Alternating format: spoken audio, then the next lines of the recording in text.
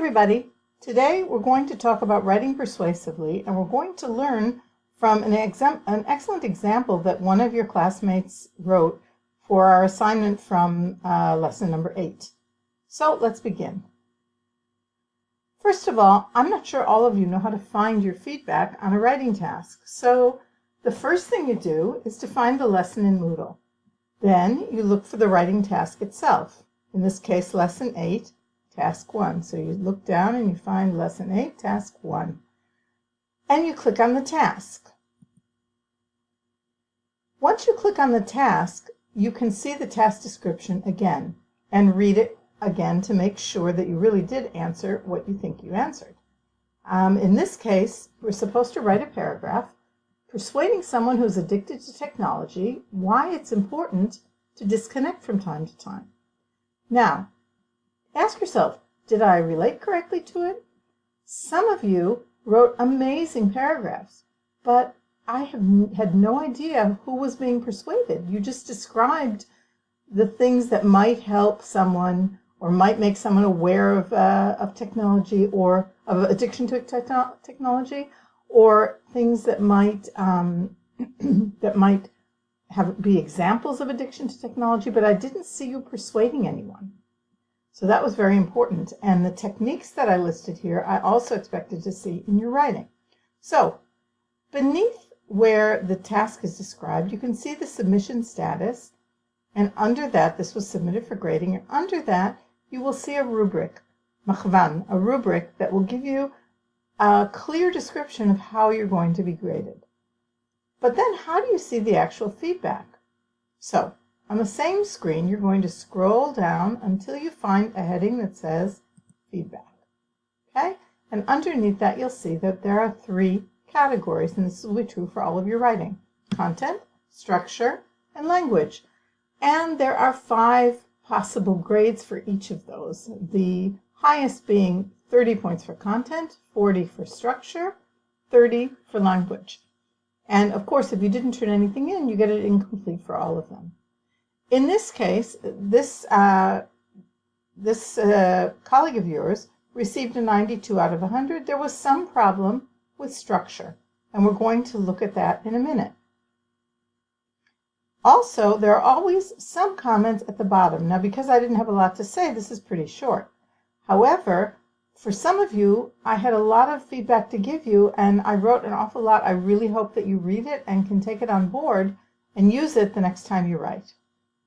Okay, so let's look at this particular paragraph. I'll read it out loud.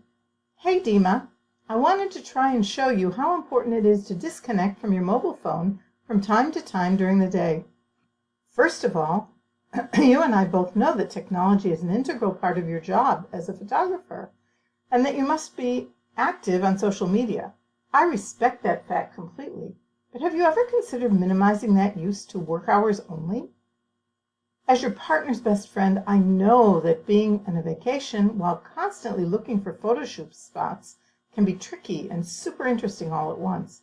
But how about you? Don't you want to enjoy yourself and relax without that same old beeping sound in the background? I think that if you are able to make an hour schedule for everyday tasks and a vacation must tasks, it will be very beneficial for your quality time together and yours alone. Maybe you could try to take pictures during the holiday, but not investing hours in editing while traveling.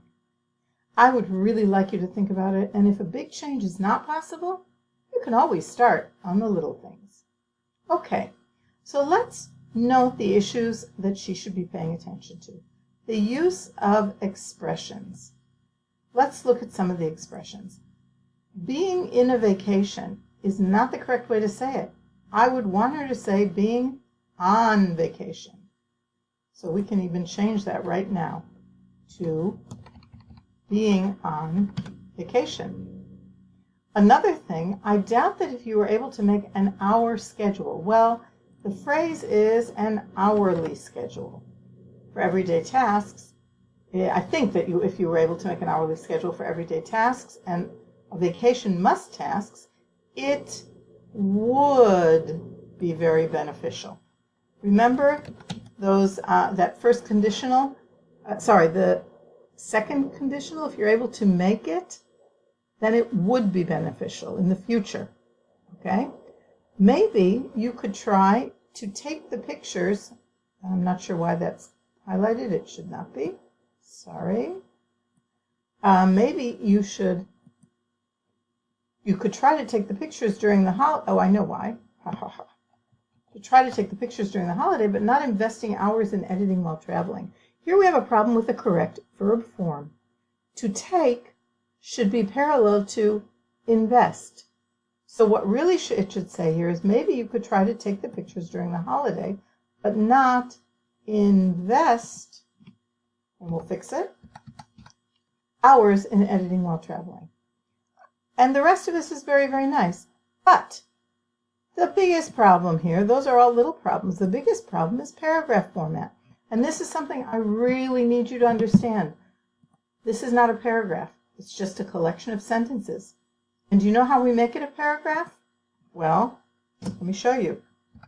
You just connect those sentences into flowing text so that it looks like a paragraph.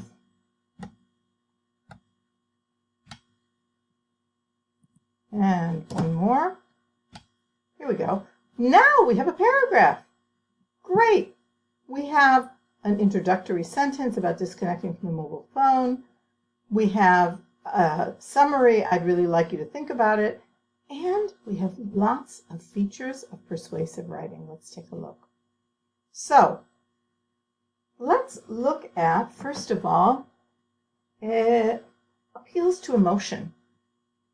Can you guess which one of these that I've highlighted here is an appeal to emotion? I think it's the one that's turquoise. Don't you want to enjoy yourself and relax without that same old beeping sound in the background? Wow, that makes me feel, the thought of it really makes me feel something. Okay, to relax without this beeping sound. That is an appeal to emotion.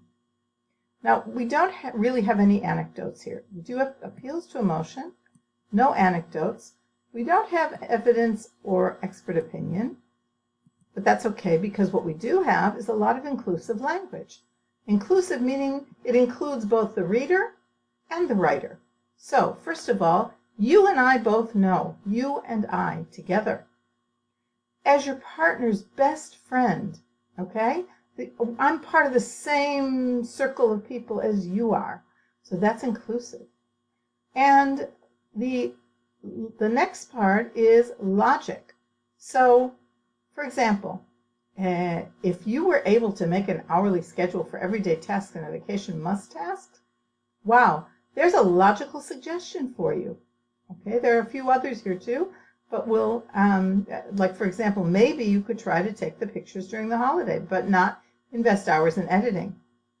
That's another possibility of a logical, persuasive technique.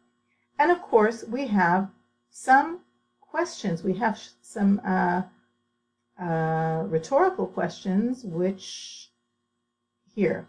Have you ever considered minimizing that use to work hours only? That's kind of rhetorical. It's kind of for you to think about. You don't have to give an answer to it right now.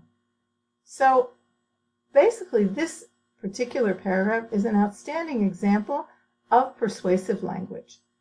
Could she have made it somewhat better? I suppose. She could have used connectors such as in conclusion or to sum it up. I would really like you to think about it. She could have used additional she used a few, first of all, but she could have used more. But in general, this paragraph flows, it makes sense, and I'm persuaded, well, maybe. I'm not sure I'm going to be able to disconnect completely from my mobile phone, but maybe you can. Thanks for listening, guys. See you next week.